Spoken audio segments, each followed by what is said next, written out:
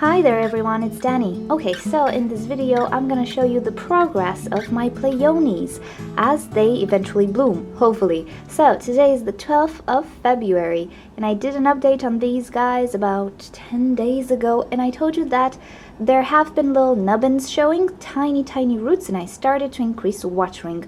What I did was spraying the media on top around them.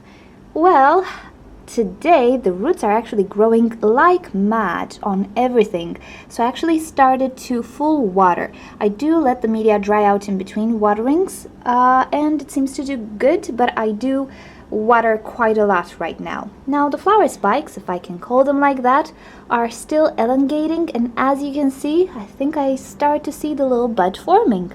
Hopefully I can focus on this guy. Really hard to focus, there is a lot going on. Alrighty, so here it is.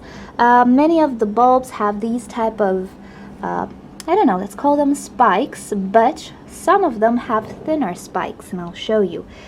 This one doesn't seem to have a bud, it's just a leaf growing, and for some reason it's a bit curly, but we'll see how this one develops. So I'm not sure if this will bloom. I'm not sure if there is a difference between thinner spikes or thick spikes, but we shall see. Alrighty, I'll come back in a few days and see how they do, and in the end of this video we will see some flowers, hopefully.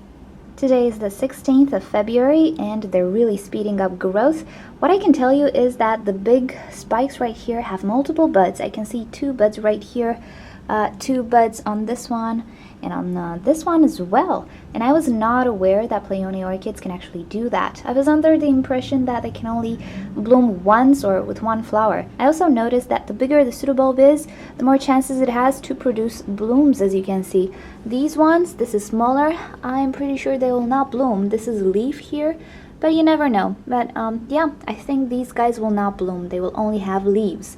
This, on the other hand, looks like it might have a bud. Alrighty, I'll see you in a few days. Okay, today is the 18th of February, and as suspected, some of the growths are actually producing 2 buds. So I have 2 buds on these large growths right here, but some bulbs are producing only 1 bud, while others are producing only leaves. That's quite okay, so I'm sure that in a few days I will have a few flowers to show you, so I'll come back with my updates and the full video when I have some blooms to show you.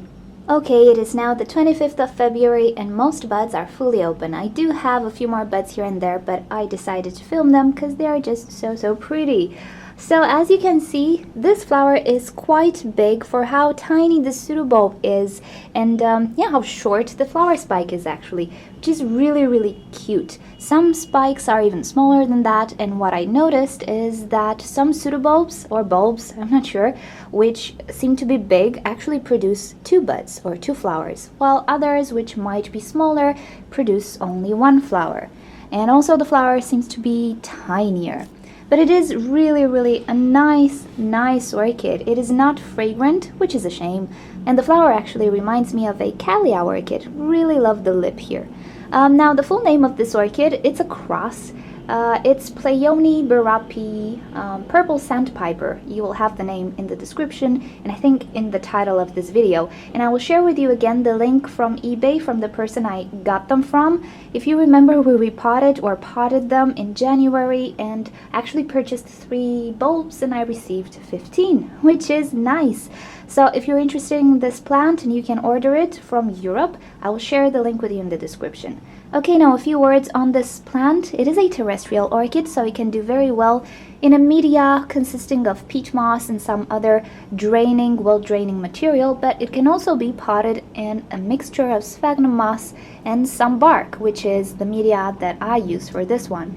It only blooms once in the springtime when it's coming out of dormancy, and in the summertime it's actually growing. It's producing leaves and also matures the pseudobulbs or bulbs. So in the wintertime it does require a very cold winter rest, I've heard. If it doesn't get a cold spell, it does not bloom so well. So many people actually refrigerate the pseudobulbs, and I will share with you in the description a link towards Gardening at Duenza. hoping I'm pronouncing this correctly. She explains very well their life cycle and so on, so you'll better understand what I mean. This orchid is a garden plant actually, but it's well suited for windowsills as well. Now I will practically discover how I should care for it this summer. I just ordered it in January while it was coming out of dormancy, so I'm not really 100% sure how to care for it.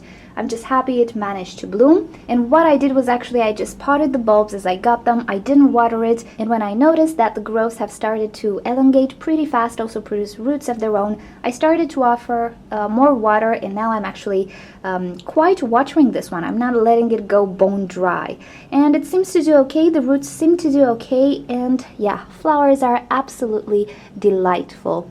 I do recommend this orchid really, even if you don't have a garden, because you can really do well in pots and in a windowsill.